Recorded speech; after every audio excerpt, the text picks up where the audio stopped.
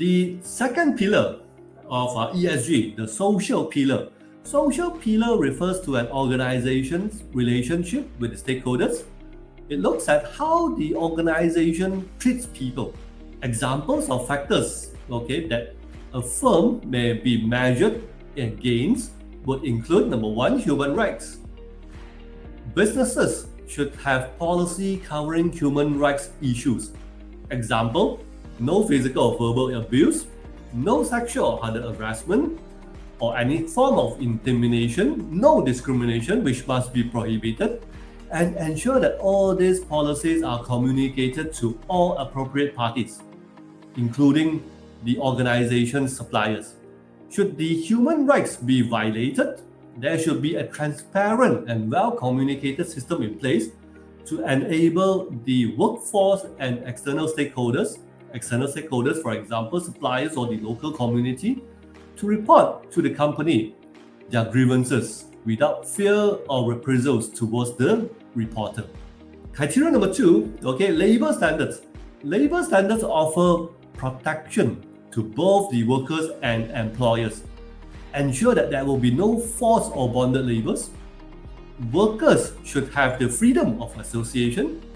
Ensure that workers receive their fair pay and compensation. Ensure job security. Regulate break and work hours. Promote better working conditions. Reduce conflicts, and more. Employers gain more productivity and profits from secure, healthy, and happy workers. Criteria number three, promote a health and safety working environment to the workers. The hazards and risks for all operations shall be assessed and documented. Adequate steps should be taken to prevent injury and ill health from happening at the workplace. How can we do that? We can eliminate or reduce as much as possible the hazards at the workplace. Organization would also be assessed to comply to the Malaysia health and safety legal requirements. Those applicable would be, example, Occupational Health and Safety Act, Occupational Health and Safety and Health Committee Regulation, the classification, labeling, and safety data sheet of hazardous chemical regulation, use and standard exposure of chemicals hazardous to health regulations, notification of accident, dangerous occurrence, occupational poisoning, and occupational disease regulation, noise exposure regulation, Factory Machinery Act, and its related regulations. And criteria number four, community relations. This is an opportunity for company and its workforce to determine what benefits they can bring to the local community. Example, contributions to hospitals, schools, community centers, sports health programs, transportation to local facilities such as doctors, markets, shops. It basically asks how you contribute to the local community. These are among the common criteria addressed in this social pillar. And now we move on to the last pillar. The last would be governance. Governance refers to how an organization is led and managed, and what type of internal controls exist to promote transparency and accountability by leadership. Now, how SME companies will be governed? Mainly it focuses on, for example, business ethics. Businesses shall conduct their business ethically, meaning without bribery, without corruption, without any fraudulent business practices. Example, under-reporting of revenue. Do you have business ethics policy that states bribery, corruption, or any type of fraudulent business practices are prohibited? And what would be the consequences if any of this were to occur? This have to be documented and communicated. Criteria number two, anti-bribery. Organization needs to establish and communicate anti-bribery policy. For example, no-give policy, whistleblowing policy, and the procedures. Example, whistleblowing procedures. Investigation procedures upon receiving a report on bribery, as well as action to be taken. So these are some of the common criteria that will be addressed in the ESG standards or frameworks. Alright, now that you know the criteria, the question number 3 that we commonly receive would be, how do I get started? How do I get started? Now, with an idea of the criteria, how can a company get started in their ESG journey and enhance their brand's sustainability reputation? Here are several steps which you can consider. Step number 1, determine the gap of your current ESG practices against the criteria. Determine the gap of the current ESG practices against criteria. Step number 2, determine the trends that would directly impact your business or your operations. Example, are you in the manufacturing? Do you discharge wastewater? Then you can start with measuring the quality of the wastewater that you discharge.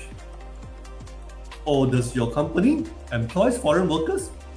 Then you can start by ensuring workers are fairly treated and protected, ensuring that your recruitment and wage practices promote a diverse workforce and offer a living wage. Step number 3, establish an action plan towards ESG compliance.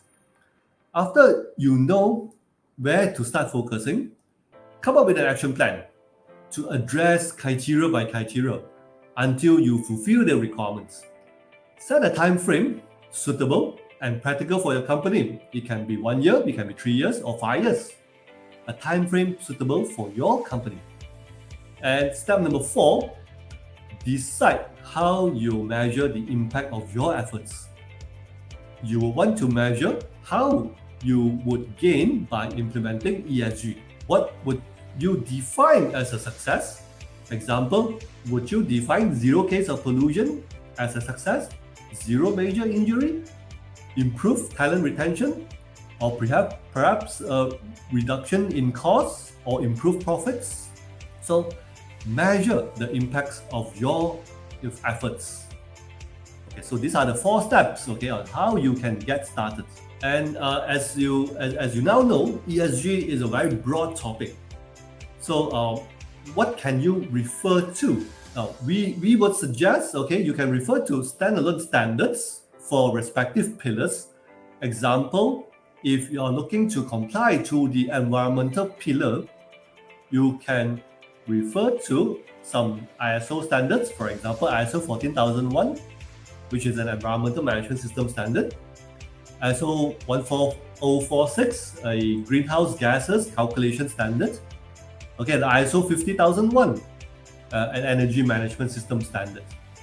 Or if you are looking to start to comply to the social pillar, okay, you can refer to ISO 26000, a guidance on social responsibility, or ISO 45001, okay, which lays down the occupational health and safety management system, or SA 8000, social accountability standard, which addresses issues like forced and child labor, health and safety, freedom of association, collective bargaining, discrimination, etc.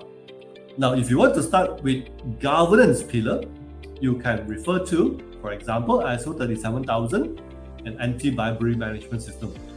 Or you can actually refer to SEDEX, or Suppliers Ethical Data Exchange, which is actually quite a comprehensive standard that would addresses all 3 pillars, meaning the environmental, social, and governance.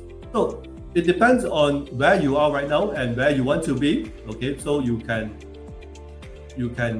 make your consideration by implementing the various ISO standards that I have just mentioned to help you, okay, to ultimately meet the ESG requirements. ESG, it's clear that it will be here to stay, and it is no longer just a game for large corporations out there. SMEs would now have to decide whether or not to make ESG a competitive differentiator and reap the benefits of making sustainability central to your success. That will bring us to the end of this session. And if you have any question regarding ESG, do feel free to type in the comment section below, and we'll be happy to answer them. So I wish you all the best in your ESG journey. Thank you very much, and I hope to see you again soon. Thank you.